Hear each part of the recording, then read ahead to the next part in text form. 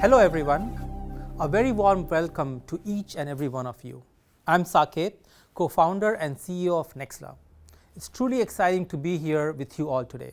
That innovation is driven by data is stating the obvious. Our theme today is Elevate Integration to Drive Innovation. Because what delivers ready-to-use data for innovation is data integration, making sure that the right data is available in the right place and at the right time. Starting from the opening keynote with Cara Daly, Global Chief Data Officer of T. Rowe Price, until the closing keynote with Anu Jain, Managing Director and Global Head of Data at JP Morgan Chase, we are embarking on this journey together. Experts from businesses across industries will be sharing their strategies, innovations, and insights that will guide us through this new world of possibilities. Every big shift in compute has needed a generational shift in integration. Today, we are at the cusp of a major shift with generative AI. The history of integration started with ETL tools like Informatica when we moved data from mainframes to databases. In the early 2000s, the shift to API-driven ecosystem led to iPaaS tools like MuleSoft. And then the adoption of cloud warehouses led to ELT tools and the modern data stack. But generative AI brings a new challenge to the integration ecosystem. We not only work with structured data, but also with documents and unstructured data.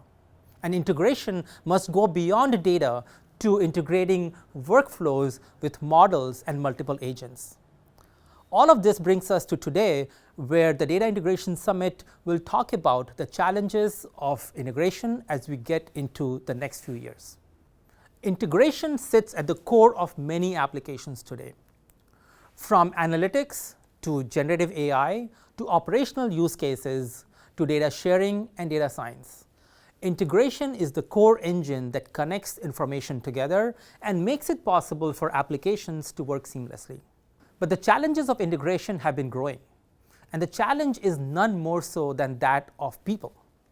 Today, it's an inverted pyramid with very few data engineers and infrastructure teams supporting a large number of data users across external data, generative AI, analytics, data science, and operational data. What this means is that the ecosystem today in most enterprises is unsustainable. Without bringing automation and collaboration in data integration, it is not possible to support the increasing demand from these teams.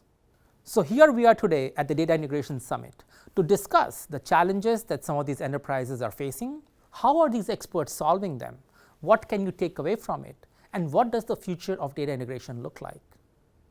I believe that the future of data integration is one that is driven by metadata. We are not going to create point-to-point integrations manually. Understanding the data will help us create these in an automated fashion and also create data products. And these data products will allow these teams to collaborate. No more creating this inverted pyramid where few people are supporting a large number of users.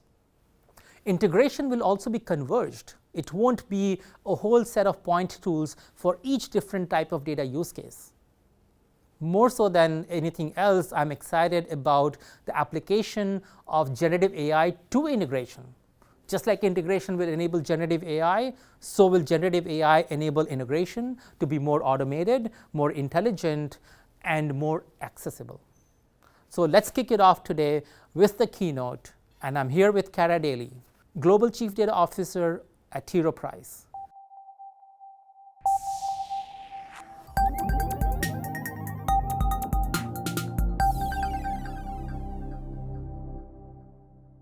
Hi, Cara. Hi, Saket. Welcome to the Data Integration Summit. Thank you. Thank you. I have always been a big fan of yours. You've been a forward-thinking data executive who has not been afraid to bring change. So I'm really excited about this conversation today. So why don't we get started with you sharing a little bit about your role at T. Rowe Price. Great. Well, first of all, thank you for having me. I'm super excited to be here, and I've been a huge fan of Nexla for a very long time. Thank you. My role at T. Rowe Price is I'm the Global Chief Data Officer, and what that means is I have both the business side of data and technology. We have capabilities ranging from data governance, master data management to data engineering and platforms, and we're rolling out reporting and analytics. You've had an amazing career through Bank of the West, Nike, Silicon Valley Bank, and now at T. Rowe Price. How has the role of the Chief Data Officer evolved over these years? And where is it headed? I'm curious to hear your thoughts. Well, I've been in data for a very long time. I feel that the role of the Chief Data Officer has really evolved from the early days of block and tackle reporting and regulatory, especially in the financial services area, since I started my data career at Bank of the West. And it has evolved through the whole reporting and analytics, the growth story, to now a more mature Chief Data Officer that's focused on the business objectives, driving value through data capabilities. Reporting and analytics is still a huge focus. And then I think the whole narrative around Gen AI and data being the underpinnings to that is really where the role of the CDO evolves. And I think I can say this, and a lot of my peers would chuckle, is that being a Chief Data Officer is a very lofty title for a very difficult job. And so that job is, you're a change agent, you're continuing to be a player coach to your organization and to people outside your organization. And I really think it really has just evolved from the block and tackle days of data issues to now this more evolved business executive that's a partner across the organization on leveraging data as a strategic asset.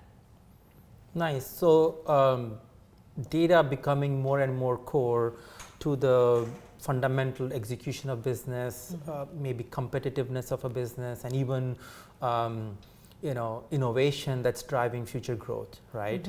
Can you share like how you're thinking about the data strategy? Because you mentioned it's the underpinning to much of this, right? How is the data strategy evolving? That's a great question. So our data strategy at T. Rowe Price focuses on a people, process, technology framework. And so when we think about the people in terms of what's internal to the CDO, we think about infrastructure and platforms, layering on information architecture, layering on capabilities like data governance, data management, layering on data products, and then strategy at the top. All of this in that like people element of the data strategy focuses in on high value use cases for the business. I think it's really important that CDOs understand that they really need to deliver value. It can't just be a BI factory behind the scenes. That's one major element of our strategy. The second major element is all about capabilities, and this is where I love talking about data products and data integration, because data products is that summation of data governance, data management, data engineering. It all comes to life through a product-like experience. So we envision a way that we have like this Netflix-like ability to go in and subscribe to data, understand data, know who owns it, know the quality score of it, I'm able to access and touch it. That's all about data products and how we organize around that. And then last but not least, a large part of our strategy focuses in on the target state architecture. What are the right tools, capabilities, services do we need to run T. Rowe Price the best we can and fuel data-driven decisions? So that's really a high-level outline of the strategy from a people, process, technology standpoint. Great. Yeah, I think the role becomes definitely a lot more important and critical, and with the right resources can deliver, I think, yes. on the bigger mandate. Let's go back and double click at data products, because I'm personally a big fan of data products. When we started Nexla, we were very focused on the consumer of data. And the data product concept to me feels like a producer-consumer kind of concept. Somebody produces a product, and other people can, as you said, like a Netflix experience, find that product, use it for their purpose, and also maybe create derivative new products that may become further useful for more people, right? And now you have actually seen a couple of the iterations of data product strategy. So maybe unravel for us a little bit what the data product is and how should people think about it. And maybe we can even go into some real examples of this thing in work. Absolutely. Yeah. So how I describe data products is I think about it in terms of context. It's bringing together the right context, say for this example, securities information. I work for an asset manager, we're dealing in securities all day. So if you think about securities as a domain, we're building a foundational data product around all the things that securities needs to have in order to make sense, in order to make a business decision. And then as we bring that data together, either logically, virtually, however you want to do it, you bring that data together and you start to add things like a glossary or lineage, metadata capabilities. These are all add-ons to that data set that makes it real, come to life. It allows a business user or a technical user to log into something and actually see how the data is defined, who owns it, the quality score. That's that like producer model where I've produced this data set. I've provided all these wonderful capabilities like lineage and metadata and data quality and all sorts of other attribution. We could go on. And then I'm making it available to our consumers. The consumers can come in and access it, they understand it, they can learn from it and use it in their day-to-day to make that business decision. That's how I like to think about data products is it's a product. It just happens to be data. So that's how I look at it. Yeah. And do you think that when somebody is responsible to be the producer of data, that maybe increases the likelihood of quality? Because now you are saying, hey, I'm producer of this data, you can come and use it, versus maybe back in the day it was like, oh yeah, that data is in this database, go use it. If it works, great. If it doesn't, I don't know, that's not my responsibility, versus saying, I am the creator and supporter of this data product. Yeah, I think that ownership is really fundamental, but you have to make it easy to understand, because if I'm someone who works in operations and I onboard loans all day, so there's a lot of key data elements that I'm adding to or I'm creating, then I might not know downstream where that data goes. And I might not feel that level of accountability to make sure that it's right. It's about acknowledging that these people are data owners, that the data that they're creating, you are accountable for that data quality end to end. Now, those data product owners in the middle that are publishing this data set, working with consumers, they can work with all of these varied upstream data owners so that you can have a really fully formed data product. That's the importance of ownership. Is it's not just about the data product owner that's constructing these data products for a cross-functional group of people. It's also about who is owning the very specific data that gets created in the front end and connecting those dots across the data owners to the data product owner to the consumers. So, Cara, I think it's amazing how data products as an organized entity can start to actually create a degree of collaboration in the company. There are people who are going to produce the data products, there are people who will go use it, and there may be multiple consumers as well, right? So I would love for you to maybe take us a level deeper with some real examples of data products and how maybe is being used by different people, how it's creating that collaboration and feeding into the data strategy you talked about. The way we're using data products right now is on a very high priority use case, which is about creating a security master. So we're an asset manager. Our favorite domains of data is securities, positions, accounts, transactions, benchmarks, performance. All of those data domains need to come together and work together. So we're building a superset foundational data product called the Security Master, and we're bringing in all this data from sources, internal and external. We're bringing it into one place. We've got a data product team that's managing all this, And then we're identifying what data elements as part of that security master have to have the highest level of governance on them. So they need to be quality control checked, they need to have owners, they had to have metadata, all of that good stuff. And then we're working with downstream consumers. So we're building this foundational data product on our ADP platform, that's our analytics data platform. And then all of our consuming applications will hook in through APIs to this data product and ingest that data into their applications. So when you think about for asset managers, we're doing trades, we're managing fixed income, multi-asset, equity. We need to make sure that we can get this security information that's good, clean, controlled to the masses, and that's how we're doing it. Is we're working that through a business objective that we've been prioritized, is to work on this foundational data platform and this data product, and that's how we're unlocking the business use cases there. One of the things about creating data products kind of comes down to a layer below on the data engineering side, which requires integration capabilities. You mentioned bringing data from different places for that securities master to build that product. Maybe share with me a little bit about the data integration aspect of it and the sort of role it plays, I'd say both in terms of data, but also metadata. After all, to capture metadata, you need a connector that needs to pull that, right? Yes, that's an excellent question. And from our standpoint at T. Rowe and the use case I talked about with the security master, we are ingesting data from multiple sources, internal and external. Our data engineering team is working on building those pipelines, but also making sure that there's controls along the pipeline.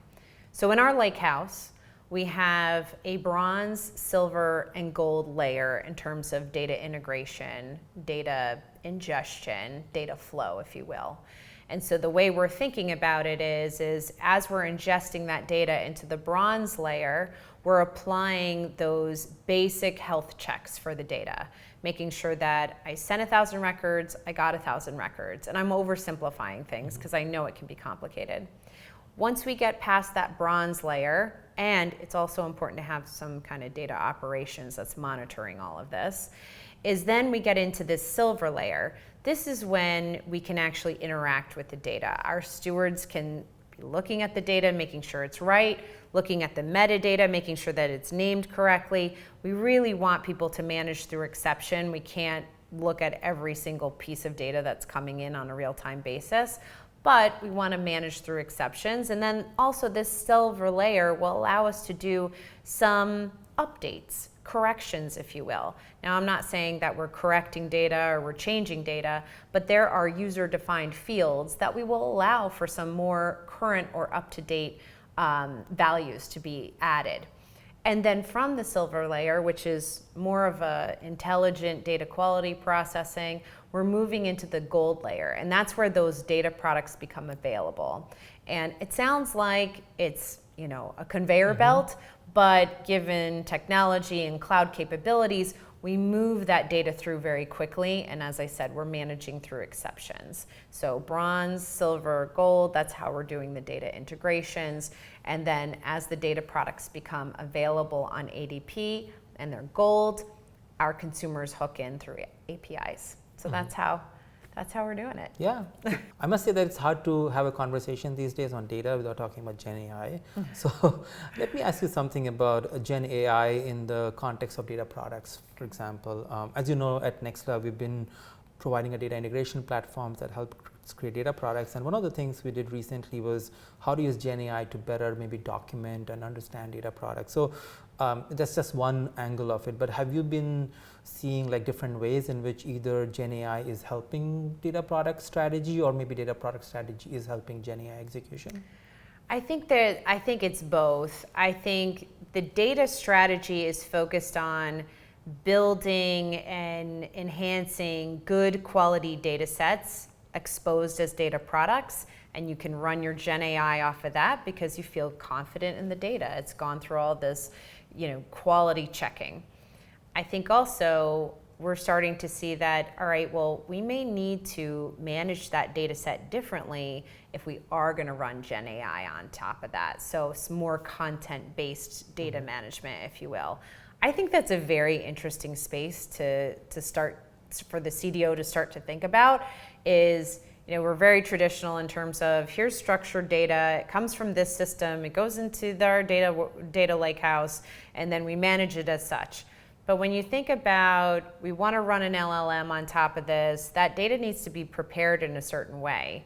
So I think the data strategy that CDOs need to be thinking through is how can you prepare data quickly for these Gen AI use cases? You will make your organization massively happy if you can nail that down. Because I think Gen AI is on the top of mind of every management committee. How can they better leverage it? And we all know we're trying to get after it. I know that we at T. Rowe have been experimenting with Gen AI and have had lots of really great success. And it's just, sky's the limit in terms of the capability.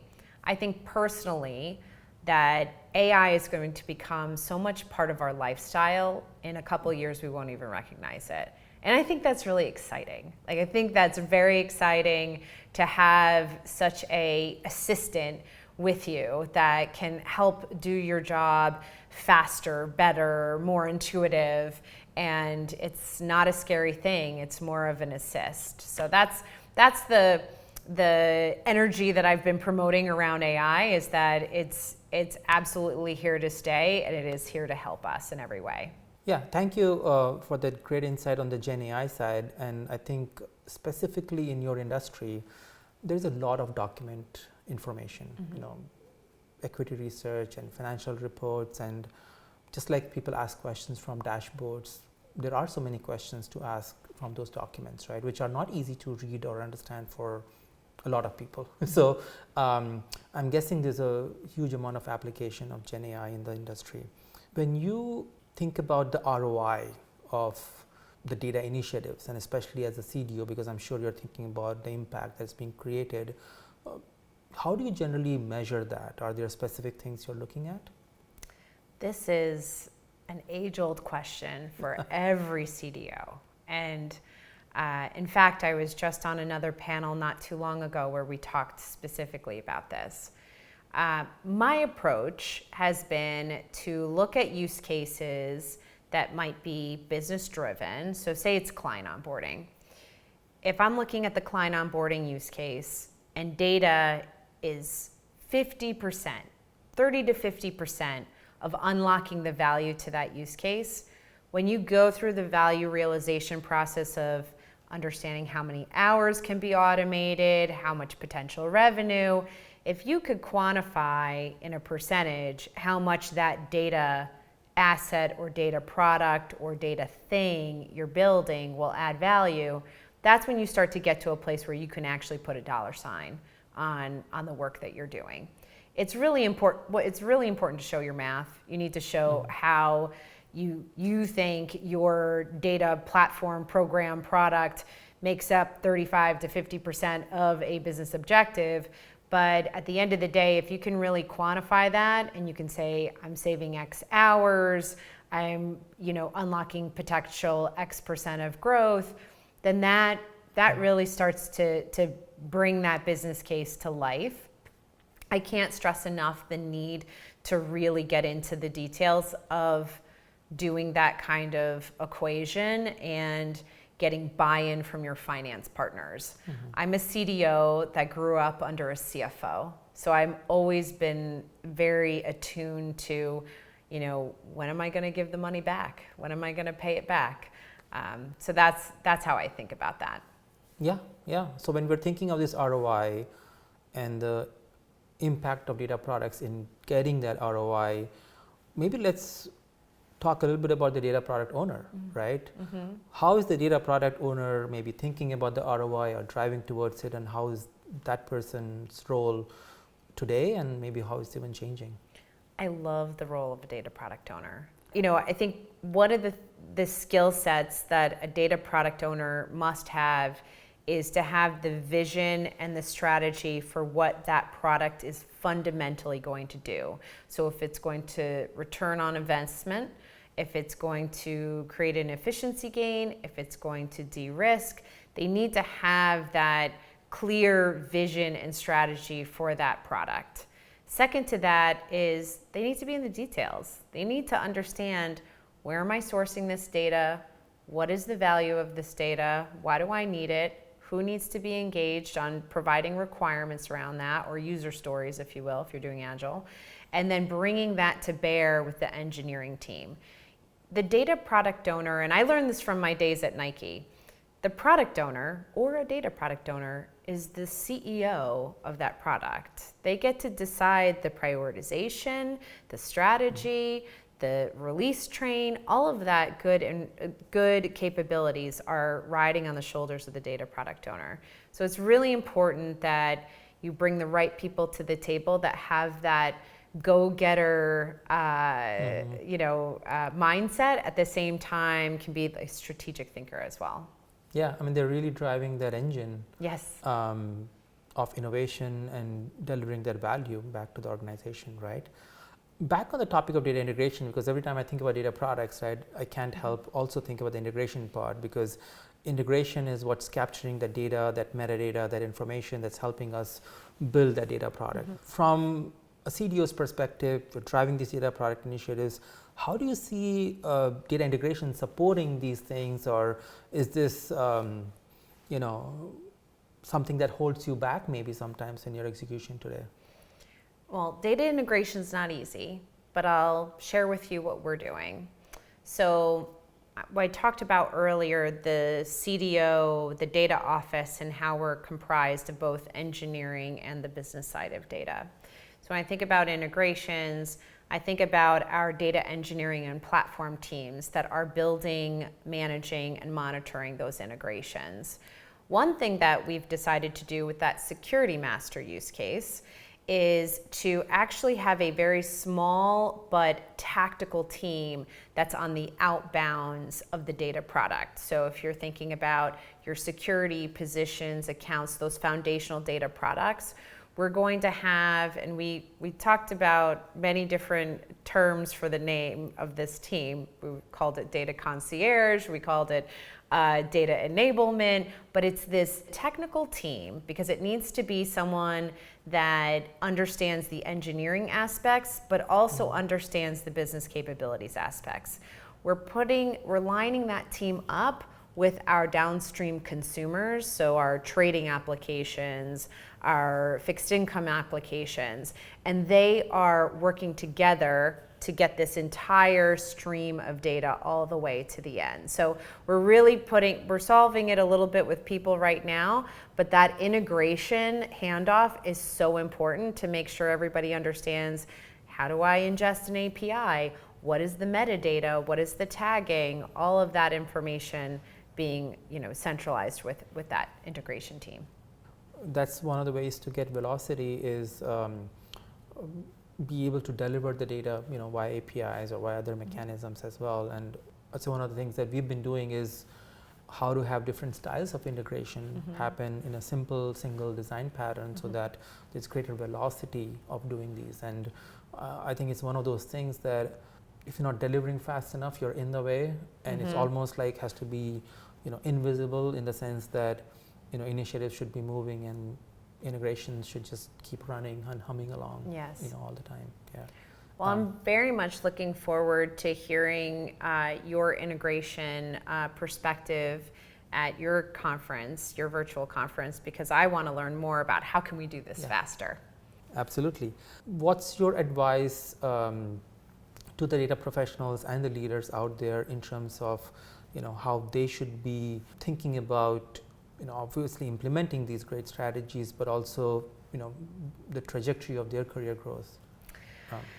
Such a great question. So many things that I could say. I think for your CDOs out there, or your people that are going to become a CDO, really focus on those business problems. Really be that pragmatic leader. Do not be the academic. I think that's where the world is pushing the CDO to, is a more pragmatic leader that's thinking strategically but can move in a tactical way. I think for your data professionals, get experience with Gen AI. It's out there. There's so many free things that you can learn from. There's a lot of opportunities. I think that's something that every data professional should get exposure to, and then also get an understanding of data products and how data should be organized and fundamentals around that. Another question I still have is, if you're thinking from an organization perspective that's looking to enhance their data capabilities, are there things you would recommend to them? I would say, focus on prioritizing what is the most important data lined up to your business problems and use cases. So we talked a lot about the importance of being pragmatic. I would also say take that a step further and really look at what are the new things happening in data and data capabilities that you can get to the end quicker. We know that we have a set of outcomes that we might be driving. Instead of a 3-year journey, try and make it a 1-year journey. I think you want to get to the outcome faster. Focus on the outcomes, focus on the business problems and driving value. That's the advice I would have from an organization standpoint. And then also, what I love about my organization and my team is that we have both the business and the technical side of data together in one. I think that's a huge game changer, and I think CDOs should really think about how can you bring that together in your organization if it's not that way, because it really works. Thank you, Cara. This has been a lovely conversation, and I could keep going on for hours and hours, getting more nuggets of advice and wisdom and insights from you. Really appreciate you taking the time, and I'm sure our audience has enjoyed this a lot as well. Thank you. Thank you.